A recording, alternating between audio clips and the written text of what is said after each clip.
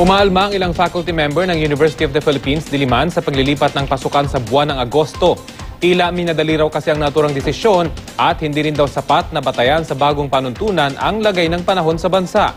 Balitang hatid ni Michael Fahati. Tutol ang ilang miyembro ng faculty sa pagbabago ng academic calendar ng University of the Philippines, Diliman. Kahit pa ang ibang campus ng UP tulad ng Los Baños, Manila, Visayas, Mindanao, Baguio at Cebu ay pasisimulan na ang pasukan sa Agosto, imbis na Hunyo.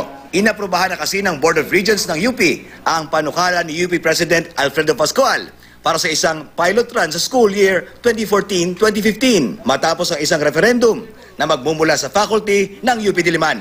Anila ang pagsabay ng pasok ng mga estudyante kasabay ng pasok sa iba pang bansa ng miyembro ng ASEAN at ang usapin ng lagay ng panahon sa tag-init at tag-ulan ay di sapat na batayan para baguhin ang pasukan sa UP.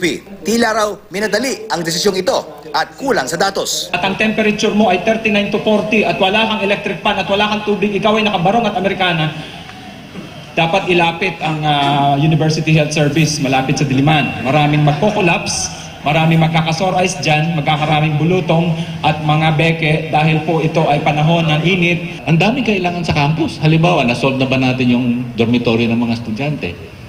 Kung hindi mo yan masolve para sa sarili mong estudyante, what do you think is the requirement to accommodate foreign students? Tumaas ng budget ng UP.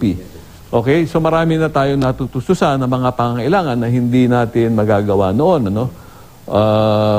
Sa mga fasilidad na sinasabi nila, mga building na paparehabilitate natin, may mga bagong building at research centers na ginagawa tayo, mga dormitories dito sa Diliman, inaayos lahat. Pangamba rin ng mga profesor, baka mawalan sila ng panahon sa research kung babaguhin ang academic calendar at baka raw diktahan rin ng ASEAN member university ang curriculum. Napipilitan kami mamili, magturo o mag-research. Sa ngayon, nagagawa namin pareho.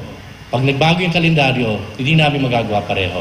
Sa aming palagay ay wala yung quality decision making dyan sa likod niyan.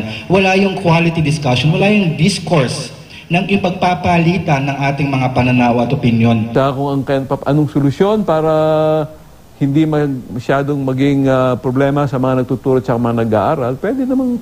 Tutol man ng ilang faculty, hindi raw sarado ang kanilang pintuan sa academic synchronization. Kinukumbida ko silang umupo at mapag-usapan ng maayos. Hindi yung dinadaan sa mga rally o press conference. Michael Fahatin, GMA News.